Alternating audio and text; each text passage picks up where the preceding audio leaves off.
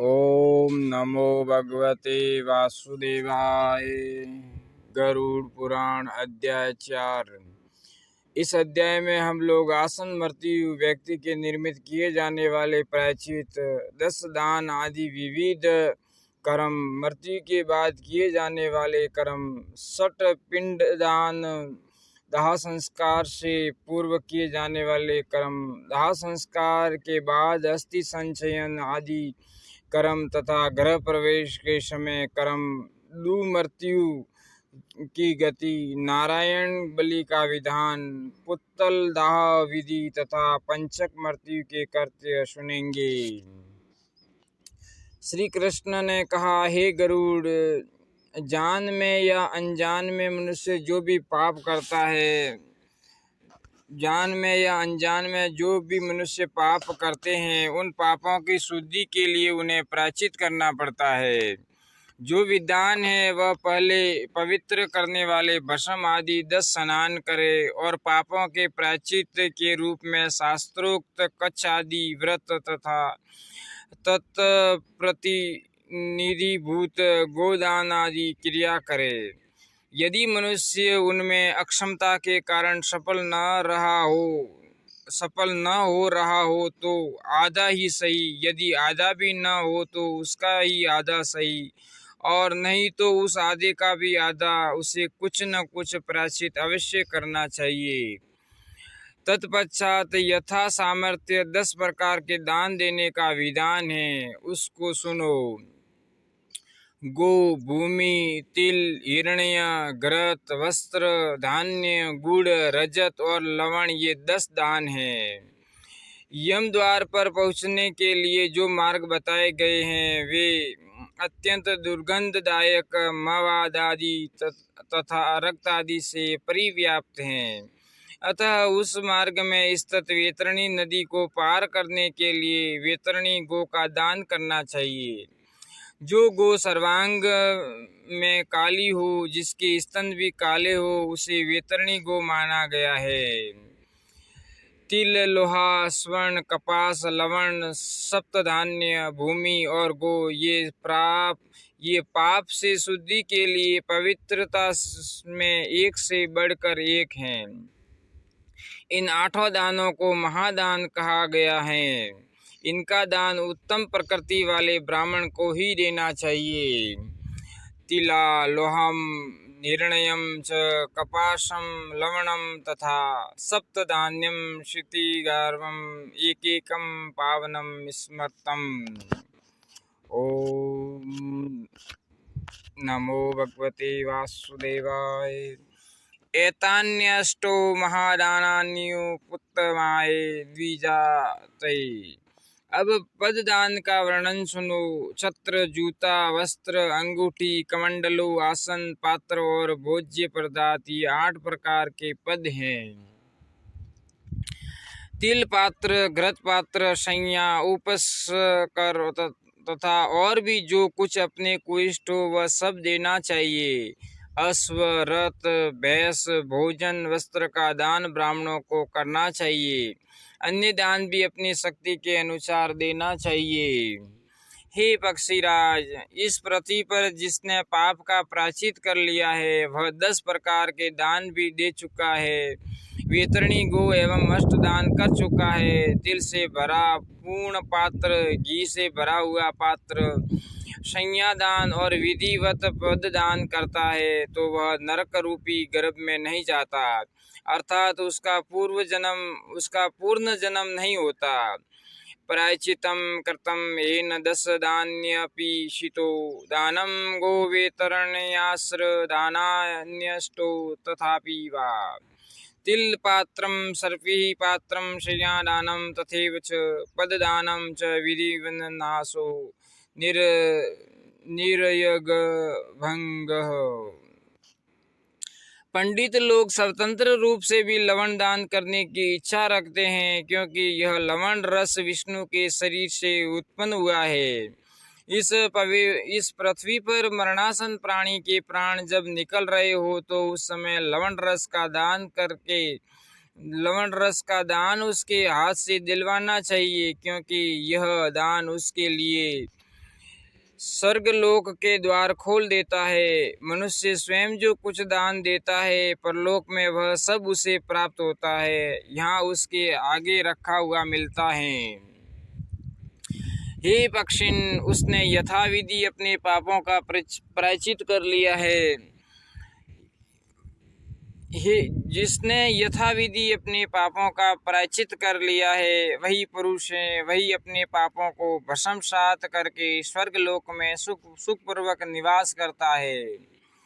हे खगराज, गो का दूध अमृत है, इसलिए जो मनुष्य दूध देने वाली गो का दान देता है, वह अमृतत्व को प्राप्त करता है। पहले कहे गए तिल आदि का 8 प्रकार के दान देकर प्राणी गंधर्व लोक में निवास करता है।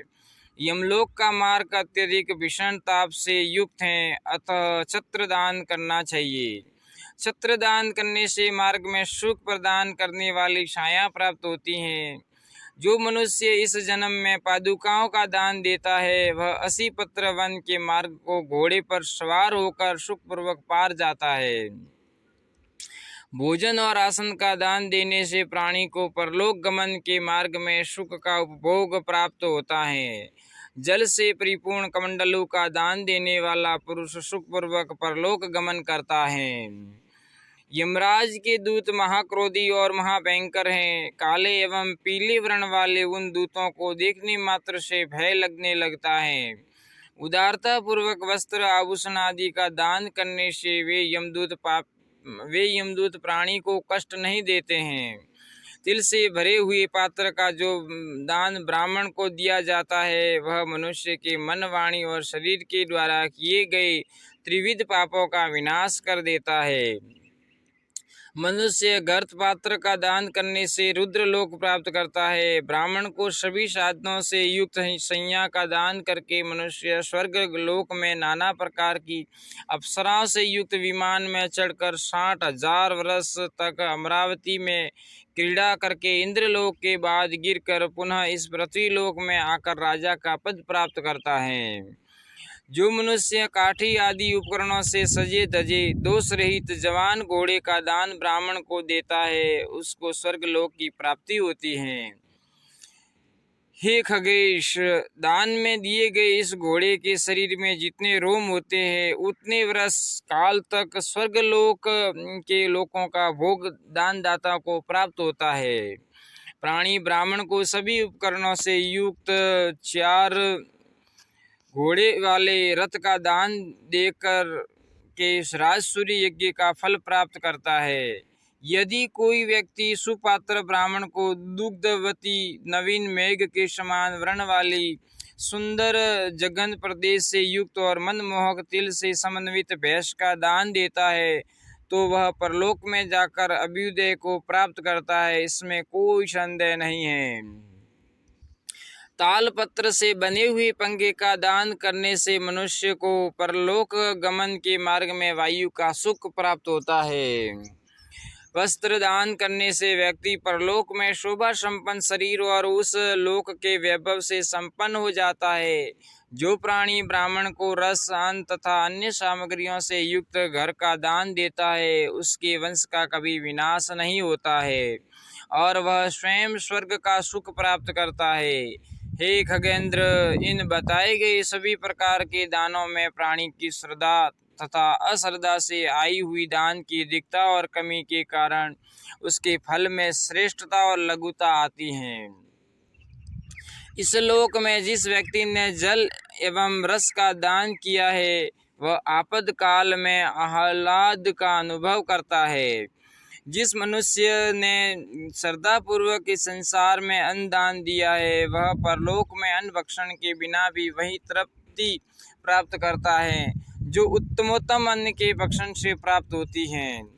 मृत्यु के सन्निकट आ जाने पर यदि मनुष्य यथाविधि संन्यासाश्रम को ग्रहण कर लेता है, तो वह पुनः इस संसार में नहीं आता, अपितु उसको मोक्ष प्राप्त हो जाता है। यदि मृत्यु के समीप पहुँचे हुए मनुष्य को लोग किसी पवित्र तीर्थ में ले जाते हैं और उसकी मृत्यु उसी तीर्थ में हो जाती है, तो उसको मुक्ति प्राप्त होती है, तथा यदि प्राणी मार्ग के बीच ही मर जाता है तो भी मुक्ति प्राप्त करता ही है। साथ ही उसको तीर्थ तक ले जाने वाले लोग पग पग पर यज्ञ करने के समान फल प्राप्त करते हैं। हे द्विज, मृत्यु के निकट आ जाने पर जो मनुष्य विधिवत उपवास करता है वह भी मृत्यु के पश्चात पुनः इस संसार में नहीं लौटता है। हे खगेश, मृत्यु के सन्निकट होने पर कौन सा दान करना चाहिए, इस प्रश्न का उत्तर मैंने बता दिया है। मृत्यु और दाह के बीच मनुष्य के क्या कर्तव्य है, इस प्रश्न का उत्तर अब तुम सुनो। व्यक्ति को मरा हुआ जानकर उसके पुत्रादिक परिजनों को चाहिए कि वे सभी शव को शुद्ध जल से स्नान कराकर नवीन वस्त्र से आच्छादित करें। तदंतर उसके शरीर में चंदन आदि सुगंधित पदार्थों का अनुलेप भी करे। उसके बाद जहाँ मृत्यु हुई है उसी स्थान पर एकोदिष्ट श्राद्ध करना चाहिए। दाह कर्म के पूर्व शव को दाह के योग्य बनाने के लिए ऊपर बताए गए कर्म अनिवार्य हैं। इस एकोदिष्ट श्राद्ध में आसन तथा प्रोक्षण क्रिया होनी चाहिए, किंतु आवाहन, अर्चन, पात्रालंबन और अवगाहन ये 4 क्रियाएं नहीं करनी चाहिए।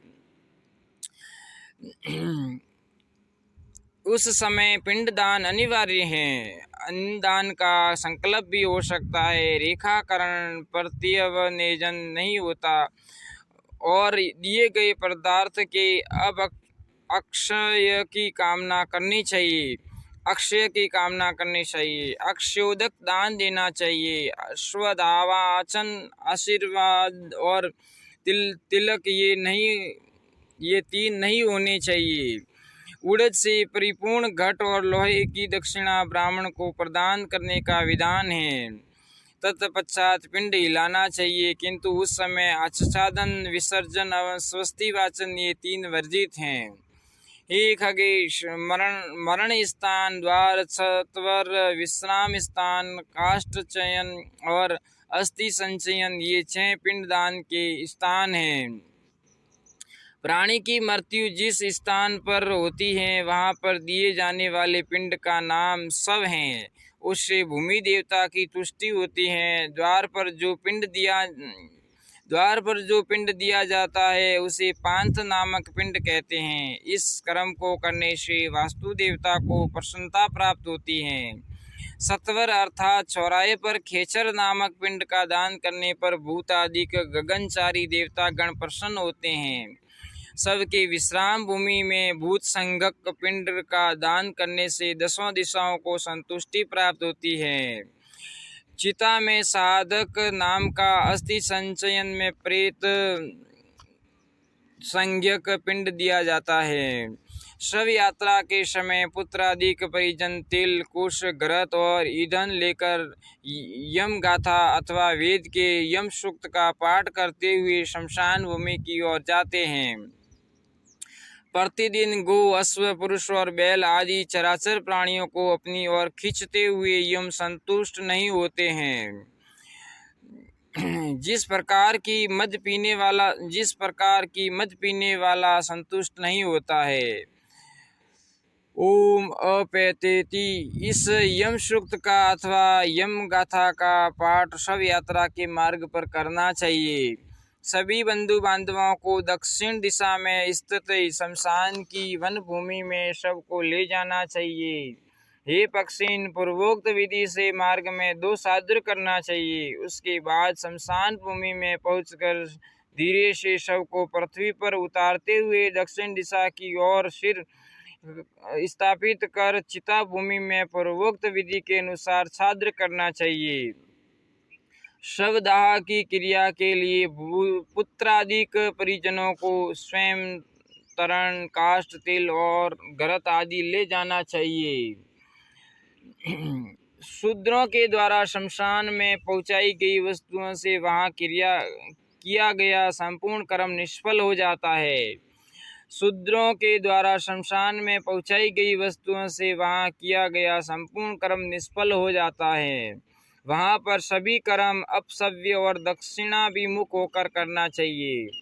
हे पक्षीराज, शास्त्र सम्मत विधि के अनुसार एक वेदी का निर्माण करना चाहिए। तदंतर प्रेत वस्त्र आदि अर्थात कफन को 2 भागों में फाड़कर उसके आधे भाग से उस शव को ढक दे और दूसरे भाग को शमशान में निवास करने वाले प्राणी के लिए भूमि पर ही छोड़ दे।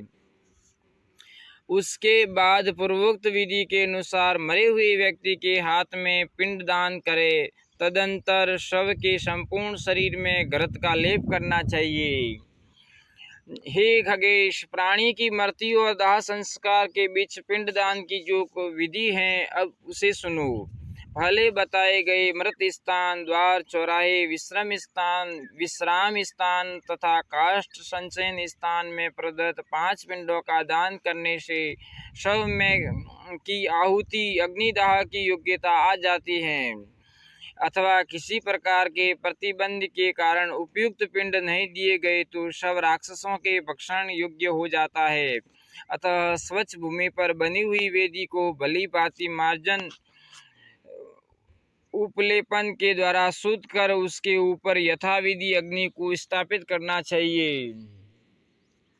तदंतर पुष्प, अक्षत आदि से क्रव्याद नाम वाले अग्निदेव की विधिवत पूजा करके दाह करे। दाह कार्य में चांडाल के घर की अग्नि, चिता की अग्नि और पापी के घर की अग्नि का प्रयोग नहीं करना चाहिए और निम्नलिखित मंत्र से अग्नि की प्रार्थना करनी चाहिए। हे देव, आप भूतकृत हैं। हे देव, आप इस संसार के योनि स्वरूप और सभी के पालनहार हैं, इसलिए आप शव का अपने में उपसंहार करके अमृत स्वरूप स्वर्ग में ले जाइए। त्वं भूतकृजगाधो निसत्वं लोक परिपालकः उपसंहर तस्मात् वेमेनं स्वर्गं नयामृतम्। इस प्रकार क्रव्याद देव की विधिवत पूजा कर शव को चित्त की अग्नि में जलाने का उपक्रम करना चाहिए। हरिओम। जब शव के शरीर का आधा भाग उस अग्नि में जल जाए तो उस समय क्रिया करने वाले व्यक्ति को निम्नलिखित मंत्र का उच्चारण करना चाहिए।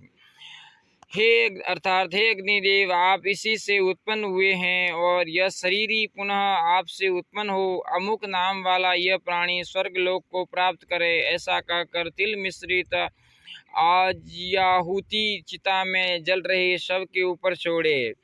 उसके बाद भाव वियल होकर उस आत्मीय जन के लिए रोना चाहिए। इस कर्तव्य को करने से उस मृतक को अत्यधिक सुख प्राप्त होता है। दाह क्रिया करने के पश्चात अस्थि संचयन क्रिया करनी चाहिए। हे खगराज, दाह की पीड़ा की शांति के लिए प्रेत पिंड की भी प्रदान करे। तत्पश्चात वहां पर गए हुए सभी लोग चिता की प्रदक्षिणा कर कनिष्ठादि क्रम से सूक्त जपते हुए स्नान के लिए जलाशय आदि पर जाए। वहां पहुंचकर अपने वस्त्रों का प्रक्षालन कर पुनः उन्हें ही पहनकर मृत व्यक्ति का ध्यान करते हुए उसे जल दान देने की क्रिया करे और मृत व्यक्ति ने प्रेत रूप में जल दान देने की आज्ञा दी है, ऐसी भावना करते हुए पुनः जल में मौन धारण पूर्वक प्रवेश करे और यथाधिकार एक वस्त्र होकर अपनी शिखा खोलकर तथा अपशव्य होकर स्नान करे। यह स्नान दक्षिणाभिमुख होकर अपनः शौचोदम इस वेद मंत्र का उच्चारण करते हुए करना चाहिए। उस समय स्नान करने वाले लोगों को जल का आलोडन नहीं करना चाहिए। तत्पश्चात किनारे करके अपनी शिखा को बांध ले और सीधे कुश को दक्षिणाग्र करके दोनों हाथों में रखकर अंजलि से तिल युक्त जल लेकर पितृ तीर्थ से दक्षिण दिशा में 1 बार, 3 बार अथवा 10 बार भूमि पर अथवा या पत्थर पर जल दान करे। इस समय तिलांजलि देने वाले परिजनों को कहना चाहिए कि हे अमुक गोत्र में उत्पन्न अमुक नाम वाले प्रेत, तुम मेरे द्वारा दिए जा रहे इस तिलोदक से संतप्त हो। मैं तुम्हें तिलांजलि दे रहा हूँ, अतः इसको ग्रहण करने के लिए तुम यहाँ पर उपस्थित हो जाओ। हे कश्यप पुत्र गरुड़, तत्पश्चात जल से निकलकर वस्त्र पहनकर स्नान वस्त्र को एक बार निचोड़ कर पवित्र भूमि पर बैठ जाए। सब दाह तथा तिलांजलि देकर मनुष्य को अश्रुपात नहीं करना चाहिए, क्योंकि उस समय रोते हुए अपने बंधु बांधवों के द्वारा आंख और मुंह से गिराए आंसू एवं कफ को मरा हुआ व्यक्ति विवश होकर पान करता है, अतः रोना नहीं चाहिए, अपितु यथाशक्ति क्रिया करनी चाहिए। तदंतर कोई पुराणज्ञ संसार की अनित्यता को बताता हुआ मृतक के परिजनों को इस प्रकार का उपदेश देकर शोक निवारण करने का प्रयत्न करे। मनुष्य का यह शरीर केले के वृक्ष के समान बड़ा ही सारहीन एवं जल से बुदबुदे के समान क्षणभंगुर है। इसमें जो सार तत्व को खोजता है वह महामूर्ख है। यदि पृथ्वी, जल, अग्नि, आकाश और वायु तत्व, इन 5 तत्वों से बना हुआ यह शरीर पुनः अपने किए हुए कर्मों के अनुसार उन्हीं 5 तत्वों में जाकर विलीन हो जाता है, तो उसके लिए रोना क्या है। जब पृथ्वी, समुद्र तथा देवलोक विनष्ट हो जाते हैं तो फैन के समान प्रसिद्ध यह मर्त्युलोक नष्ट नहीं होगा। इस उपदेश को सुनकर वे सभी परिवार के सदस्य अपने घर को जाए। पहले से घर के द्वार पर रखी हुई नीम की पत्तियों को चबाकर आसमन करे। तदंतर अग्नि, जल, गोबर, श्वेत सरसों, दुर्वा, प्रवाल, वृषभ तथा अन्य मांगलिक वस्तुओं का हाथ से स्पर्श करके पैर से पत्थर का भी स्पर्श करे और धीरे धीरे घर में प्रवेश करे। जो व्यक्ति विद्वान है वह अपने अग्निहोत्री परिजन की मृत्यु होने पर उसका दाह संस्कार श्रोत्र की अग्नि के द्वारा ही यथाविधि करे। 2 वर्ष से कम आयु वाले छोटे बालक की मृत्यु होने पर उसको शमशान भूमि में गड्ढा खोदकर मिट्टी से ढक देना चाहिए। उसके लिए उदक क्रिया का विधान नहीं है। जो स्त्री पतिव्रता है, यदि वह मरे हुए पति का अनुगमन करना चाहती है तो धर्मविहित नियमों के अनुसार पति को प्रणाम करके चिता में प्रवेश करे। जो स्त्री जीवन के व्यामोह से चिता पर चढ़कर पुनः बाहर आ जाती है उसे प्रजापत्य व्रत करना चाहिए। मनुष्य के शरीर में 3.5 करोड़ रोए होते हैं। जो स्त्री पति का अनुगमन करती है उसे उतने काल तक वह स्वर्ग में वास करती हैं। जिस प्रकार सर्प को पकड़ने वाला सपेरा बिल से सर्प को बलात् बाहर निकाल लेता है, उसी प्रकार पति का अनुगमन करने वाली सती नारी अपने पति का उद्धार करके उसके साथ स्वर्ग में सुखपूर्वक निवास करती हैं। अप्सराएं उसका सम्मान करती हैं तथा वह पतिव्रता नारी तब तक पति के साथ सुखोपभोग करती है जब तक 14 इंद्रियों की अवधि पूर्ण नहीं हो जाती। यदि पति ब्रह्मत्यारा, कृतघ्न या मित्रघाती हो फिर भी सद्वा स्त्री मृत्यु होने पर पति के साथ सती होकर उसे पवित्र कर देती है। पति के मर जाने पर जो स्त्री उसी के साथ अग्नि में अपने शरीर को भेंट कर देती है वह अरुंधति के समान आचरण करती हुई स्वर्गलोक में जाकर सम्मान प्राप्त करती है। पति की मृत्यु होने पर जब तक स्त्री अपने को चिता की भेंट नहीं चढ़ा देती तब तक वह स्त्री के शरीर से किसी प्रकार मुक्त नहीं हो सकती। जो स्त्री अपने पति के साथ सती हो जाती है वह पितृकुल, मातृकुल और पतिकुल इन तीनों कुलों को पवित्र कर देती हैं। जो स्त्री पति के दुख में दुखी, सुख में सुखी, विदेश गमन में मलिन वसना करश खाए तथा मृत्यु होने पर चिता में उसी के साथ जलकर मृत्यु का संवरण करती है उस स्त्री को पतिव्रता मानना चाहिए। पातिव्रत धर्म का पालन करने वाली स्त्री पति की मृत्यु हो जाने पर प्रत्यक चिता में समारूढ़ होकर परलोक गमन के योग्य नहीं होती। क्षत्रिय आदि सभी श्रवणा स्त्रियों को अपने पति के साथ ही चिता में आरोहण कर परलोक सुख प्राप्त करना चाहिए। ब्राह्मण वर्ण की स्त्री से लेकर चांडाल वर्ण की स्त्री के लिए पति के साथ चिता में जलकर सती होने का विधान एक समान ही है। पति की मृत्यु के समय जो स्त्रियां गर्भ से रहित हैं और जिनके छोटे छोटे बच्चे नहीं हैं उन सभी को सती धर्म का पालन करना चाहिए।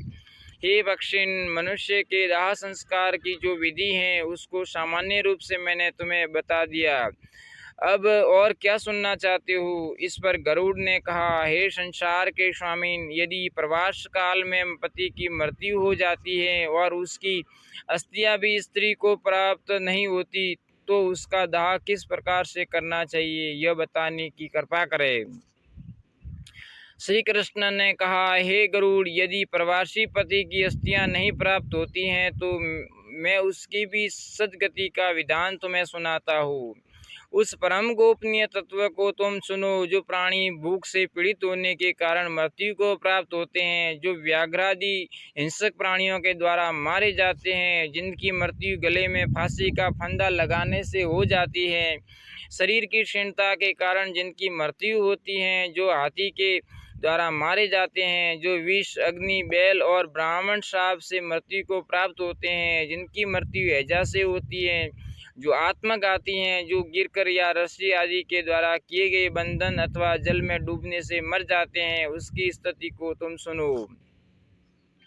जो सर्प, व्याघ्र, श्रृंगधारी पशु, उपसर्ग, चेतक, पत्थर, जल, ब्राह्मण, जंगली हिंसक पशु, वृक्षपात और विद्युतपात से और लोहे से, पर्वत पर से गिरने से अथवा दीवाल के गिरने से, पहाड़ के खड़े कगार से, खाट या मध्य कक्ष में मृत्यु को प्राप्त होते हैं। ऋतुमती, चांडाली, शूद्रा तथा धोबिन आदि त्याजी स्त्रियों का संसर्ग, शारीरिक स्पर्श, अधरों का पान करते हुए जो लोग मृत्यु को प्राप्त होते हैं, जो शास्त्राघात से मरते हैं, विषैले कुत्ते के मुख का स्पर्श करने से जिनकी मृत्यु हो जाती है, विधि विहीन रूप से जो मृत्यु को प्राप्त करते हैं, उसको दुर्मरण समझना चाहिए। उसी पाप से नरकों को भोग कर वे पुनः प्रेतत्व को प्राप्त होते हैं।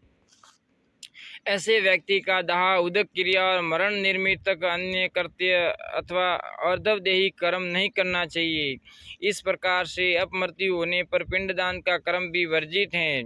यदि प्रमादवश कोई पिंडदान करता है तो वह उसे प्राप्त नहीं होता और अंतरिक्ष में विनष्ट हो जाता है। अतः लोकग्रह से डरकर उसके शुभेच्छु पुत्र पौत्र और सगोत्री जनों को मृत्यु के लिए नारायण बलि करनी चाहिए। ऐसा करने पर ही उन्हें सुचिता प्राप्त होती है अथवा नहीं। यह यमराज का वचन है। नारायण बलि किए जाने पर अर्धवदेही कर्म की योग्यता आ जाती है। अपमृत्यु होने पर ऐसे प्राणी का शुद्धिकरण इसी कर्म नारायण बलि से ही संभव है, अन्यथा नहीं।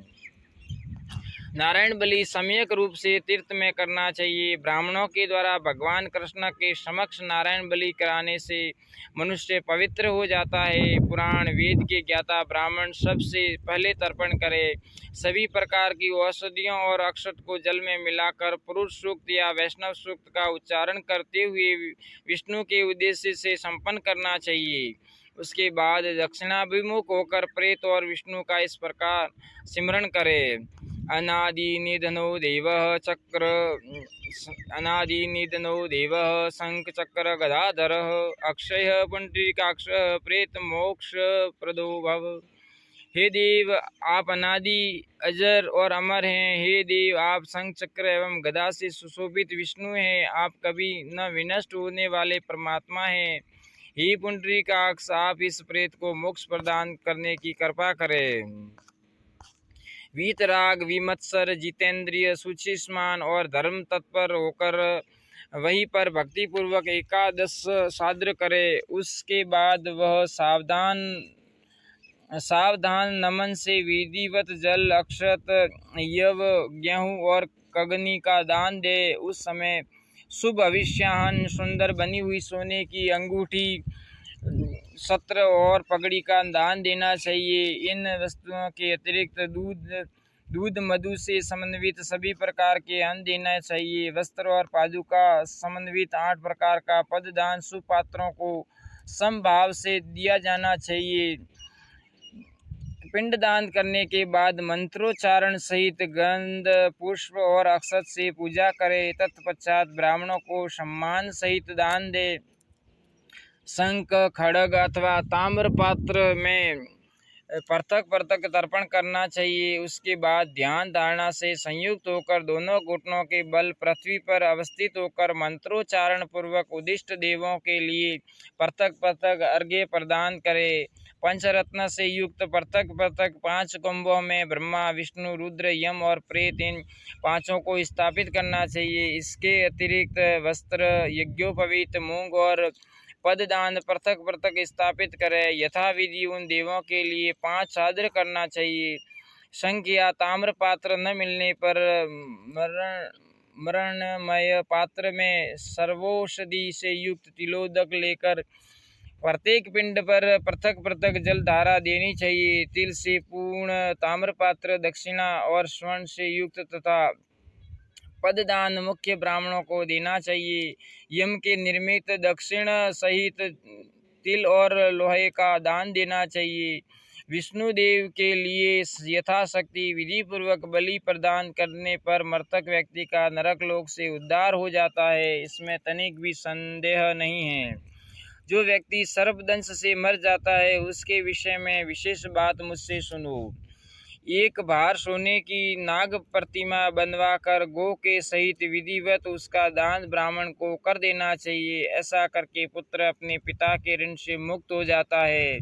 इस प्रकार सर्प बलि देकर मनुष्य सर्प दोष के पाप से दूर हो जाता है। ये गरुड़, इसके बाद सर्वौषधि से समन्वित पुतल का निर्माण करना चाहिए। पुतल के निर्माण में पलाश और वृंतों का विभाग सुनो।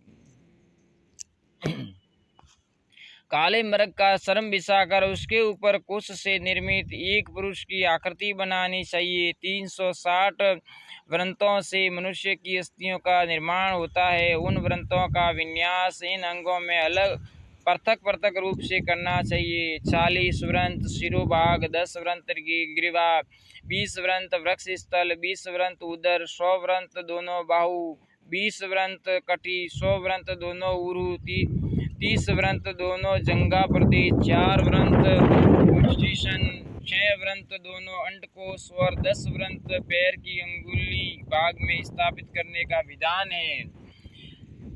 इसके बाद शिरोभाग में नारियल, तालु प्रदेश में लौकी, मुख में पंचरत्न, जीवा में कदली फल और आंतों के स्थान में कमलनाल, नासिका का भाग में बालू, वसा के स्थान में मिट्टी, हरिताल और मनशील, वीरी के स्थान पर पारद, पूरी के स्थान पर पीतल, शरीर में मनशील संधि भागों में तिल का पाक, मांस के स्थान पर पिसा हुआ यव, रक्त के स्थान पर मधु, केश राशि के स्थान पर जटाजूट, त्वचा के स्थान पर मर्ग चरम,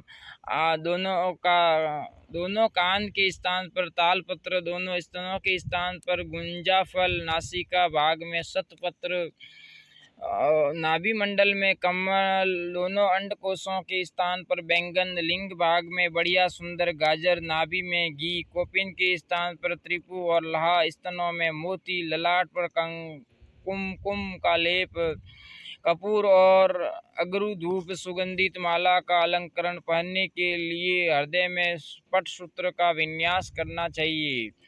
उनकी दोनों भुजाओं में रिद्धि एवं वृद्धि, दोनों नेत्रों में कोड़ी, दानों में अनार के बीज, अंगुलियों के स्थान में चंपा के पुष्प और नेत्रों के कोण भाग में सिंदूर भरकर तांबूल और शोभादायक अन्य पदार्थ भी भेंट करने चाहिए। इस प्रकार सर्वौषधि युक्त उस प्रेत की विधिवत पूजा कर यदि मृतक व्यक्ति अग्निहोत्री कर रहा हो तो उसके अंगों में यथाक्रम यज्ञ पात्र स्थापित करे। तदंतर स्त्रियः पूतन्तु में शिरः तथा इमं में व्रेण च। इन मंत्रों से अभिमंत्रित सालग्राम शिला युक्त जल से उक्त प्रेत को पवित्र करके भगवान विष्णु के उद्देश्य कर सुशीला दूध देने वाली गौ का दान देना चाहिए। तत्पश्चात तिल, लोहा, स्वर्ण, कपास, लवण, सप्तधान्य, पृथ्वी, गो जो एक से एक बढ़कर पवित्र बताए गए हैं उनका दान करना चाहिए।